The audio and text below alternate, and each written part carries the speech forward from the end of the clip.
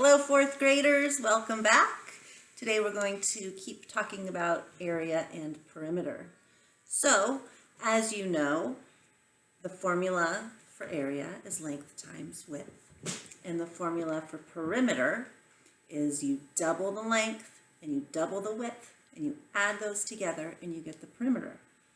So what you've been doing is you've been getting the perimeter and then you're getting one of the dimensions, or you're getting the area and you're getting one of the dimensions, and you're solving for the unknown. And as you get higher and higher up in math and algebra, that's what you're going to be doing a lot of the time, is solving for the unknown. So good job. Keep up the good work. We're going to do a couple of the problems together today. So hopefully you have your math workbook out and ready. And we are on page 234. And we're going to look at problem number 1. It should say area and perimeter challenges at the top. Okay, so number 1 says, a rectangle has a perimeter of 84 meters. One dimension is 7 meters. How long is the unknown dimension? So if you're ready to do this work on your own, you can pause it and do it on your own. If you're not sure where to begin, we know our perimeter, so we're going to say P equals 84 meters. And then I'm going to draw a rectangle. And it's okay, whatever size it is and however long the sides are, because it doesn't have to match up what the numbers really are. So we know that one dimension, we'll call it dimension A, one dimension is 7 meters. So we can label one side 7M. The whole thing added together is going to be 84. So because we know this side is 7 and it's a rectangle, and this side is also 7. So now we need to figure out what dimension B is. What is our missing dimension? So maybe now you're better off. You can pause it and do that work. Okay, so we know that 7 plus 7 is 14. So we want to subtract that from 84.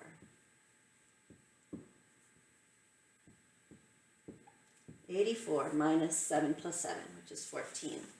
So now we have 70. So this plus this is going to equal 70.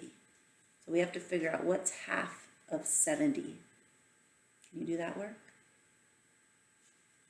If we were to do it with our partial quotients, 70 divided by 2.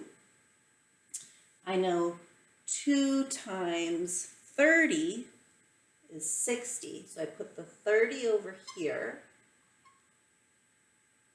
2 times 30 is 60. I'm going to put the 60 under the 70, and I'm going to subtract from there. So now we have 10. So now we have to get to 10. So 2 times what is 10? 2 times 5. So we put our 5 over here, put the 10 here, subtract, and we're at 0. So this is our answer, 35 meters. And we can check that work by adding 35 plus 35 is 70, plus 7 is 77, plus 7 is 84. So we have solved for the missing dimension of this rectangle for perimeter. Okay, you're going to do number 2 on your own, and we will do number 3 as a challenge together. I'm going to erase my whiteboard. Okay, for number 3, for the challenge. A rectangle has an area of 243 square feet. One dimension is 9 feet. What is the length of the other dimension? Draw a sketch and show your work. So this time we're doing area, and we know area's formula is length times width. So our answer for area is 243 square feet. And I can write that with feet and a little 2 up here for squared. Hopefully you can see that. Now we know one dimension, we'll say dimension B, is 9 feet.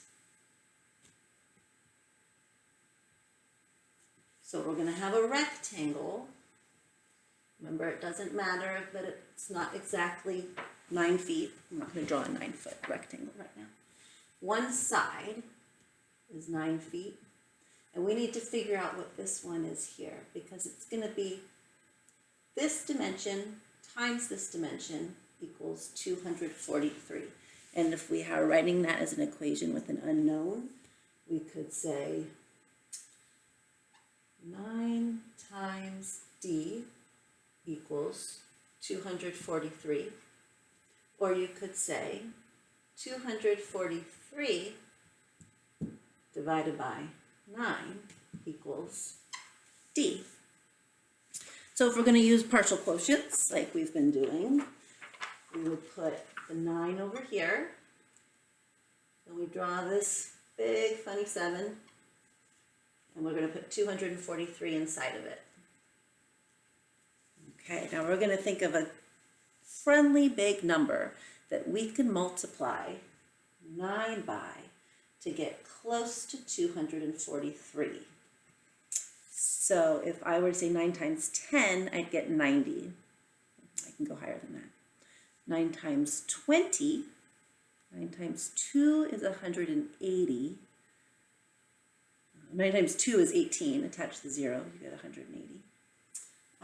9 times 3 is 27, attach the 0, that's 270, and that's too high. So we want to go back to 20. So we're going to put the 20 over here. We say 9 times 20. So like we just did, 9 times 2 is 18, attach the 0, 180. We're going to subtract like that. And we're going to get 3 for here. And we do the traditional, you can take that, 14 minus 8 is 6. 63. 9 times what is 63? Now maybe you don't really know your 9s,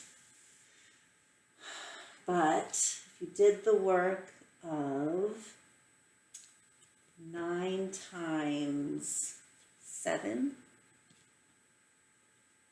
you would get 63. Oh, gee, getting in your spot up there.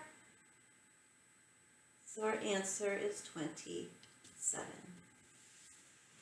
Okay, so that is the missing dimension.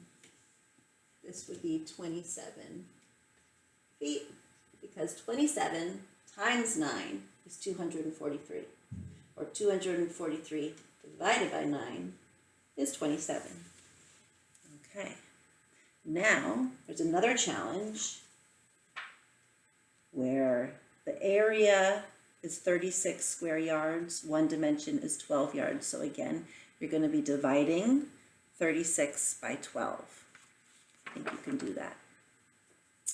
Now on the other side, page 235, there are some problems where you're going to need to remember how to multiply double-digit numbers.